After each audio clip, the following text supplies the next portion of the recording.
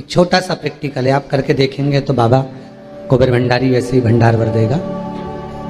थोड़ा सा प्रयास, अगर आपके सबके घर में गंगा जल है तो एक प्रयास करके देखिएगा। कोई कार्य के लिए आप जा रहे हैं और वो कार्य अटक रहा है, नहीं हो रहा, बहुत प्रयास कर लिया,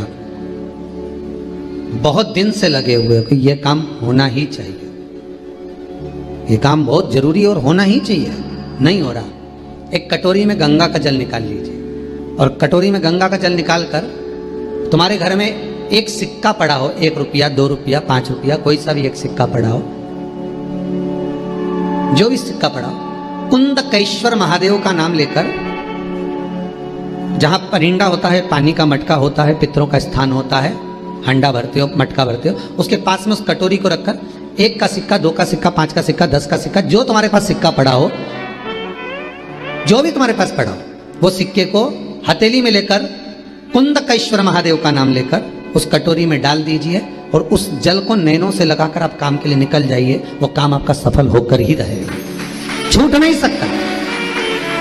गंगा के जल में वो बल होता है और आप जो सिक्का डाल रहे हो वो ये समझ कर डालें कि कुंदकेश्वर महादेव को मैं गंगा में स्नान करने के लिए। हमारे यहाँ पहले हमने भी देखा, आपने भी देखा होगा, किसी जब बारिश नहीं होती है या कोई काम अटक जाता है, जब बारिश, तो क्या करते थे पहले के जमाने में कि मंदिर को पैक कर दे, उसमें पानी भर दे शंकर जी के ऊपर। आपने कई जगह देखा होगा, उसमें शिव जी को डुबा, तो किसके लिए डुबाते थे? कुंदकेश्वर महादेव के लिए।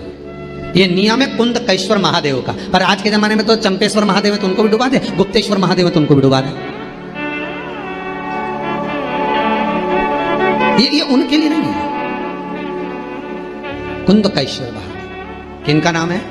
जम के बोलिए, कुंदकेश्वर महादेव। ये कुंदकेश्वर महादेव उस कटोरी में, उस बाटकी में सिक्के को, और फिर जब आपका काम हो जाए, आप जिससे मिलने गए हो, जिससे काम की बात करने गए और काम हो गया, तो वो जल ले जाकर सिक्के के साथ, सिक्का तो डालो मंदिर में, कहीं दान पेटी आदि में, और वो जल भगवान कुंदकेश्वर के नाम से शिव जी को समर्पित कर दो।